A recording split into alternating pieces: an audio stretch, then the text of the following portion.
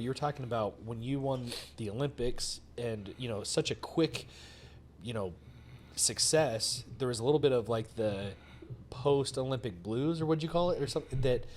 Is that similar to this? Because, obviously you're young still, but not really, man. Like I don't feel those highs, man. Even with fighting, like people talk about 25,000 people. I can give two fucks.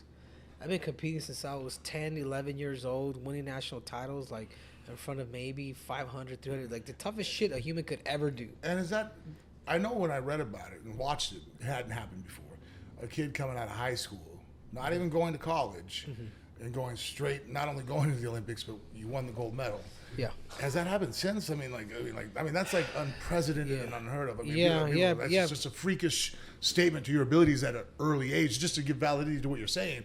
You were at the top of the mountain at 18, where most people, we don't start peaking out till 26, 28, 30 years old, Yeah, and I think a lot of that just derives, and that's why you probably want to go back to the love. But you'll slowly start to realize that it could start with love, but at the end of the day, it's like you're so far in it that you almost start to it turns into a business. Oh, yeah. And that's kind of where I found myself. So even when I'll never forget it, because even when I made the Olympic team and I was at the Olympic Games, I remember being so sick of the sport. I'm like, I worked my whole life, and within these next 2 weeks, this shit is over. Oh. Like, you know what I'm saying? Yeah, win or lose. It's win or lose. Like that's it. But it's very common, especially in wrestling, when you guys are cutting weight and stuff. I can't tell you how many times I've heard of champions, and they're talking, and they're at the event, and they're sitting there going, I can't wait till this is over with. I'm leaving my shoes on the mat. And I get nervous. I'm like, wow, like that's really what's going through your head right now? Like, it's not be a problem. like you're looking forward to this being over with. It's you haven't already finished done? yet, but that's a really common, you're not the first guy, and won't be the last I've heard of, that wrestles at a high level. Yeah, So, and they're like, fuck this, man. I can't wait till this is over with. So check this out. This is how crazy it is. At the Olympic Games, like my mind was like, and I've always been super mentally strong. I think that's always what's made me me. And I remember at the Olympic Games, I was kind of like, dude, run away, like legit, like just like Simone Biles. just exit, dude. Yeah, pretty much. That's a lot of stress. Pretty much. And pretty you're a much. kid, man. You're not even fully developed brain. You're 18, like, right? Super young, dude. I'm just almost like, man, it's, you know what I mean? But at the end of the day, you kind of come back to the realization and be like, hey, man, this is once in a lifetime. This is once in a lifetime opportunity. Not everybody gets that opportunity.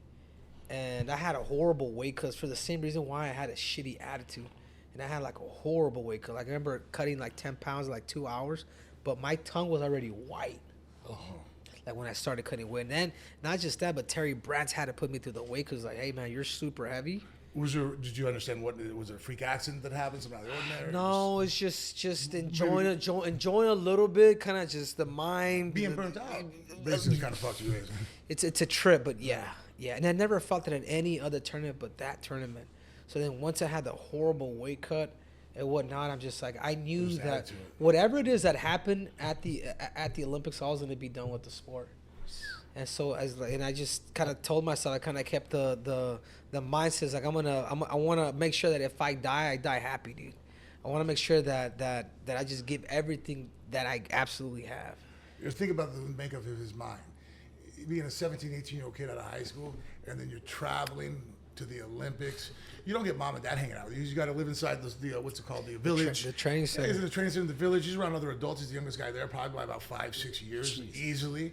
You know what I mean? Like you sit in bed by himself at night. Like if he's having a bad day, maybe a phone call. There's no one to console him. Like, hey man, if you don't like it, there's a guy waiting to take your spot right now. He's sitting there hoping that you fucking mentally break down so they can jump in. This is gonna sound terrible. Where was the Olympics at that year? Beijing, China. 18.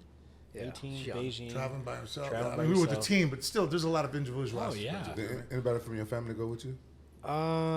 They went, but they weren't staying at the village. Yeah, when Bella does So stuff like that, sure. like, I don't get to go and hang out with her. That's why I get the understanding of like, there's a lot of mental it's stuff. a, You're it's on a, your own. It's a business. To me, it was a business trip too, though. Like, you know what I'm saying? Like I'm there to. You're Mr. Business, man. But still, you're still an 18-year-old kid, man. You know what I mean? Like, that's so fucking crazy, the mental development you had at that time. Yeah, I mean, and I think part of that too, like when you grow, this is like me being a dad now. Like I don't want to put my kids in the fucking sport until they're about like starting to hit puberty, starting to like girls or some shit, because you got to save them from them. You know what I'm saying? Like, I've been doing this shit since I was 11, reaching the highest pinnacles, beating freaking the best guys in the world when I was in high school. Damn, when I was 11, the only thing I was beating was off. You know what? That's funny that you say that as a dad, though. Because But so was I. you're talking about But I was beating everything, including the meat. you think about the hardships made you who you are. So like adversity, that difficulty, that fucking like that furnace you put yourself in made you, right? So you want that for your kids, but at the same time, it's like, well, I don't want to be that hard for them. Like, but then you're like, oh, if I take that away from them, am I gonna make them soft? It's like, so now you're really trying to balance and make it. You're like, okay, I was overboard.